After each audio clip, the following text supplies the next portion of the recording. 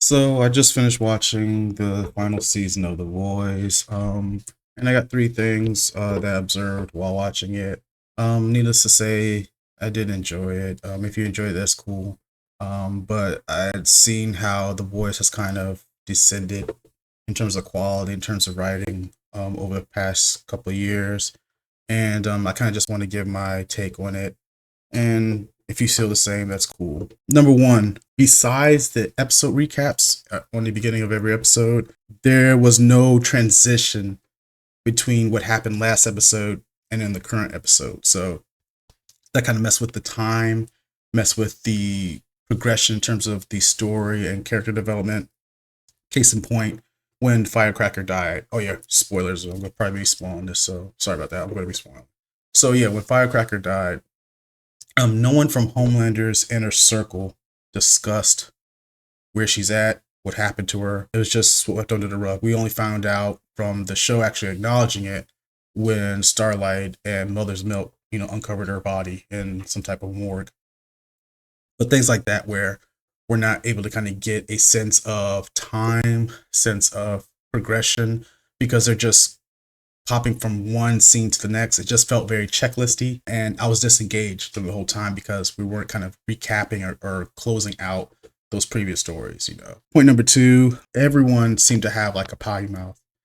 Everyone, they just seemed to ramp up the dialogue for everyone just speaking the most disgusting shit imaginable. They ramped that up to 11, and then actual writing and dialogue, they ramped down to like a 1. Case in point, people like Kimiko, Kiwi, Ashley, everyone had a butt joke. I watched this current episode, and literally a character said they were scared of Homelander because Homelander would rip their breast from out of their.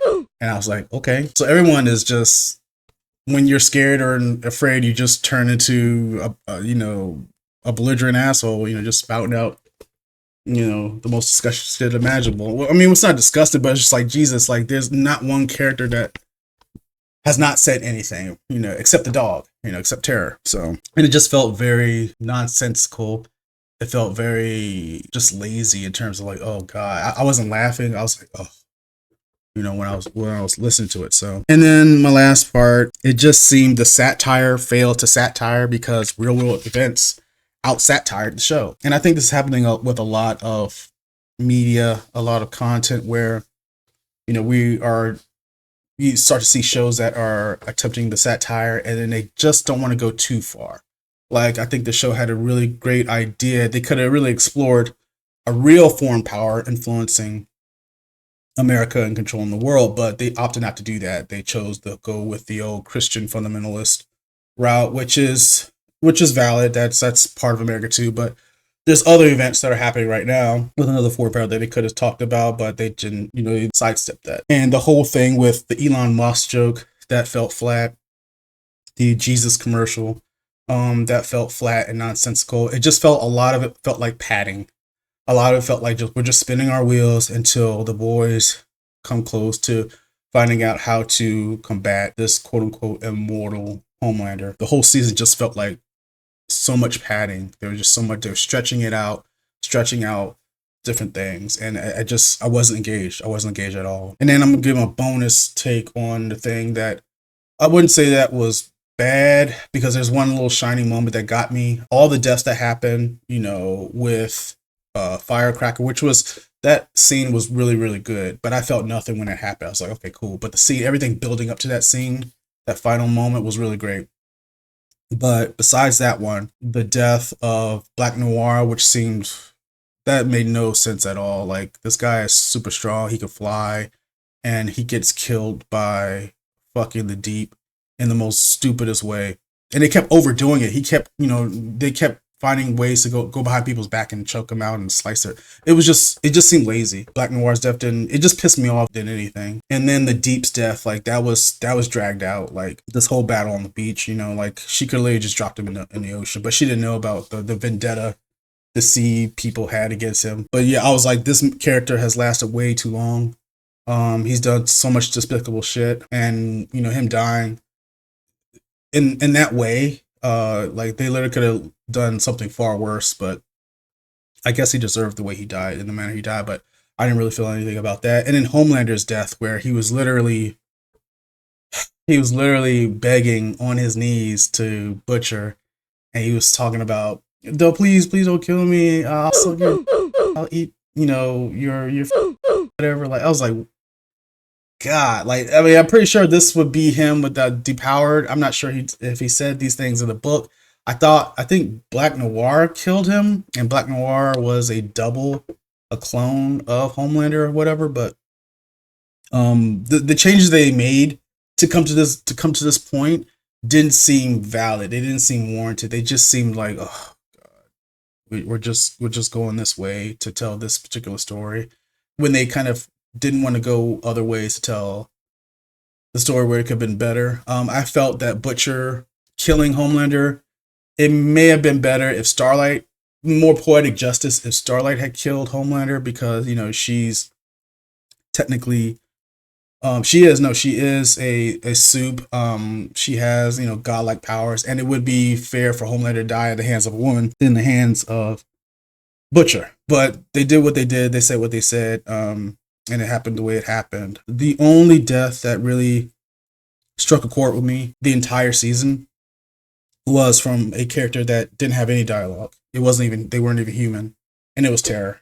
And I'm a big fan of pets, and when I saw that scene of him passing away in the dark room, I teared up. I'm not gonna lie, I teared up because he was very sick, and I think that the dog that actually played Terror did pass away.